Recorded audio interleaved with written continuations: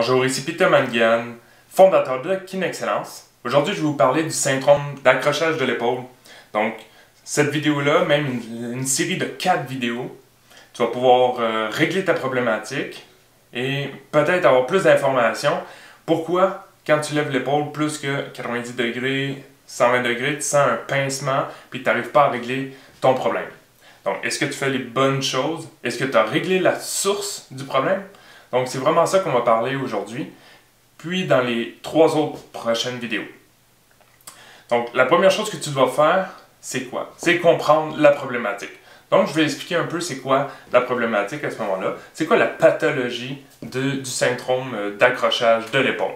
La douleur va se situer en avant et au-dessus de l'épaule, juste ici.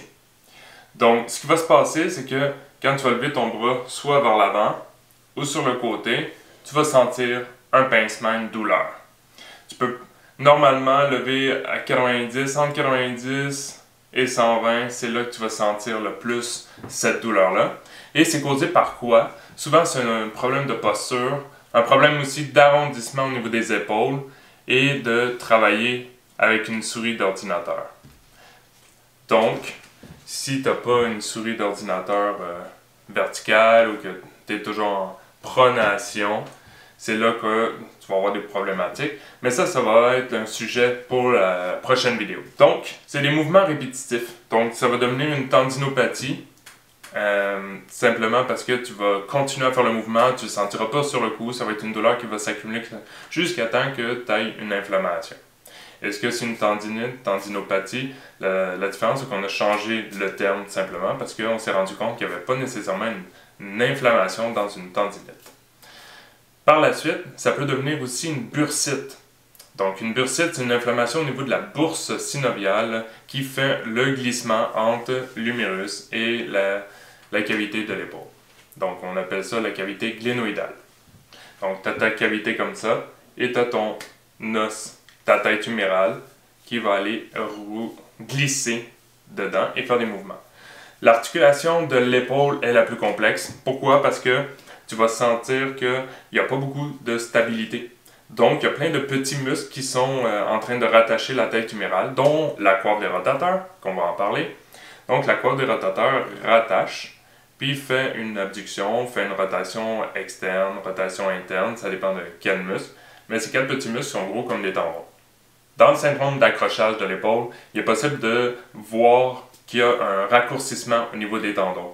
Donc, il va avoir la capsule articulaire va se sentir comprimée et c'est pour ça que tu vas être limité dans tes mouvements.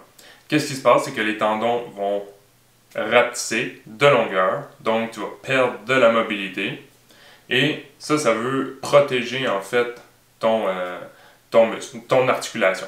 Fait que ton muscle, lui, veut se contracter pour qu'il y ait moins de mouvement, pour pas que ça te fasse mal. Donc ça, c'est une grosse problématique. En même temps, c'est une protection, mais la problématique, ça fait que ça va inhiber le reste des muscles pour éviter d'avoir une douleur.